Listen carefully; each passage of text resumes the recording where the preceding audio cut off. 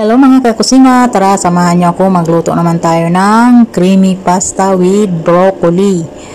So ayan, naglagay na ako ng butter sa ating mainit na kawali, then iginasa ko na yung onion. Tapos isunod natin yung bell pepper na green. Ayan. So igisa-gisa lang ng konti hanggang lumabas ang aroma. Tapos lagyan natin siya ng isang lata ng tuna. Ayan, tuna in can. So, para may lasa yung ating pasta. At syempre, yung ating dagdag pampalasa ay lagyan natin siya ng chicken cubes. Or, yan, chicken cubes nga. So, hintayin lang natin na matunaw ang chicken cubes. Then, halu-haluin. Tapos, lagyan natin siya ng konting asin. Then, pamienta at saka garlic powder. Dahil wala tayong fresh na powder. So, ay garlic, sorry. Powder yung ginamit ko. Ayan. At syempre, lagyan natin siya ng sabaw galing sa ating pasta na niluto.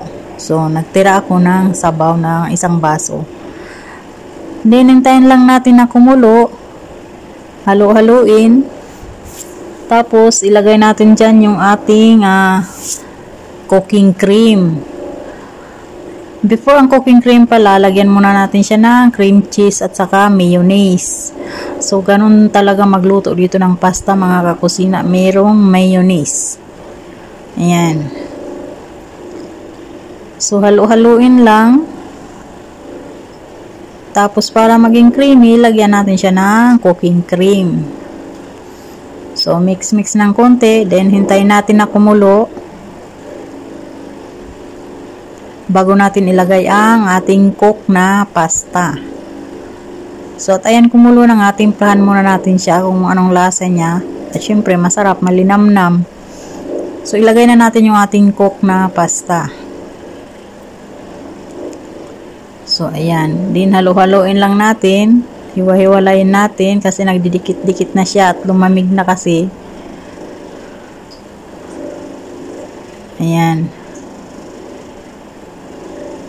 Halo-haloin, then ilagay natin yung ating broccoli. So, yung broccoli mga kakusina ay binabad ko na yan siya sa mainit na tubig. Kaya medyo ano na yan, medyo half cook na siya. Para hindi malamog yung ating broccoli. So, i-mix-mix lang natin ng konti.